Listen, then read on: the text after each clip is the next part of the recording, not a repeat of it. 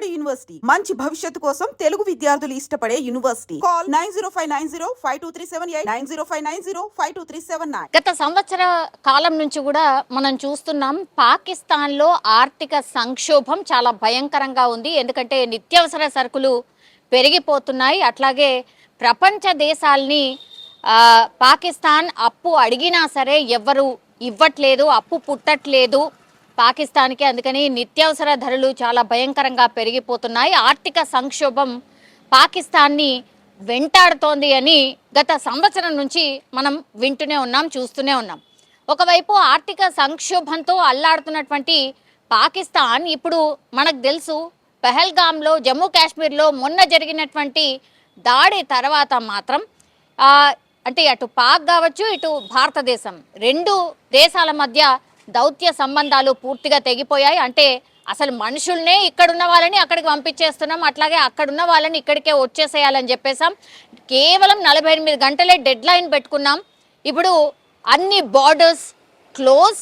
ఇంకా ఎవరైనా ఇక్కడ మిగిలి ఉన్న వాళ్ళు ఎవరైనా ఉన్నా సరే వాళ్ళని అదుపులోకి తీసుకుంటారు. ఆ తర్వాత లీగల్లీ యాక్షన్ అయితే తీసుకునే అవకాశం అయితే ఉంటుంది. ఒకవైపు ఇదంతా జరుగుతుంటే ఆర్థిక సంక్షోభం ఆల్రెడీ పాకిస్తాన్లో ఉంది. ఇప్పుడు అది తీవ్రతరం అయిపోయింది. ఎందుకంటే యుద్ధం ఏ సమయంలో అయినా జరగొచ్చు అనేది పూర్తిగా ఒక ఉద్రిక్త వాతావరణం బార్డర్స్ దగ్గర ఉంది అనేటువంటిది మనకు తెలిసినటువంటి విషయమే.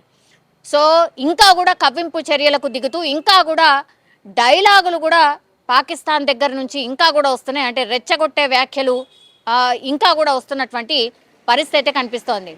అటు పాకిస్తాన్ అనుకోండి, ఇటు మన దేశం కూడా పూర్తిగా యుద్ధం ఒకవేళ వస్తే ఏమేం చేయబోతున్నాం, సో అవన్నీ కూడా రక్షణ శాఖకు సంబంధించిన అన్ని ప్లాన్స్ రెడీ చేసుకున్న పరిస్థితి. అంటే యుద్ధానికే నిజంగా దిగే సిచ్యువేషన్ వస్తే మాత్రం పై చేయి మనదే ఉంటుంది అని అక్కడున్న వాళ్ళే, అక్కడ నివసిస్తున్నటువంటి ప్రజలే చెప్తున్నారు. ఇక్కడ నిత్యావసరాల సరుకులే దొరకనటువంటి పరిస్థితి, అసలు భారతదేశంతో ఎందుకు పెట్టుకుంటున్నారని కామన్ పబ్లిక్ మాట్లాడుతున్న సిచ్యువేషన్లో ఇప్పుడు లీడర్స్, సోకాల్డ్ లీడర్స్ ఎవరైతే ఉంటారో ఇంకా కూడా రెచ్చగొట్టే వ్యాఖ్యలే మాట్లాడుతున్నారు. ఇంకా కవ్వింపు చర్యలకే దిగుతుంది పాకిస్తాన్ సైన్యం. సో ఈ మాట ఎందుకు చెప్తున్నానంటే నిత్యావసరాలు అంటే రోజు పాలు కావచ్చు, గుడ్లు కావచ్చు, బియ్యం కావచ్చు, కూరగాయలు కావచ్చు, ఇవన్నీ కూడా అసలు అందనంత ఎత్తుకు వెళ్ళిపోయాయి. ఫర్ ఎన్ ఎగ్జాంపుల్ కొన్ని చెప్తున్నాను నేను. కోడిగుడ్లు డజన్ ఎంత ఉంటాయి? మహా అంటే ఒక కోడిగుడ్డు 7-8 రూపాయలు మన దగ్గర. ఇప్పుడు డజన్ కోడిగుడ్లు అక్కడ 332 రూపాయలు. 1 కిలో బియ్యం 360 రూపాయలు. లీటర్ పాలు 170కి పైమాటే. కిలో చికెన్ 800 రూపాయలు. అంటే సామాన్యుడు ఏమాత్రం కొనే రేట్ అక్కడ లేనే లేదు. పాలు తాగాలంటే 170 రూపాయల నుంచి 180 రూపాయలు. గుడ్లు కొనాలంటే డజన్ పూర్తిగా 300 పైమాటే, 330 పైమాటే. చికెన్ 800. సో ఎవరైతే అక్కడ పైసా ఉన్నోళ్ళు ఉంటారో, ఎంతో కొంత ఎఫర్ట్ చేసే వాళ్ళు ఉంటారో వాళ్ళు మాత్రమే కొనుక్కొని తినే పరిస్థితి. మరి సామాన్యుడి పరిస్థితి ఏంది అనేది కూడా ఇప్పుడు ఆందోళన కలిగిస్తున్నటువంటి విషయం అయితే కనిపిస్తోంది. సో ద్రవ్యోల్బణం, ఆర్థిక సంక్షోభం పూర్తిగా పాకిస్తాన్ని ఇంకా ఇంకా కూరుకుపోయేలా చేసింది ఆల్రెడీ.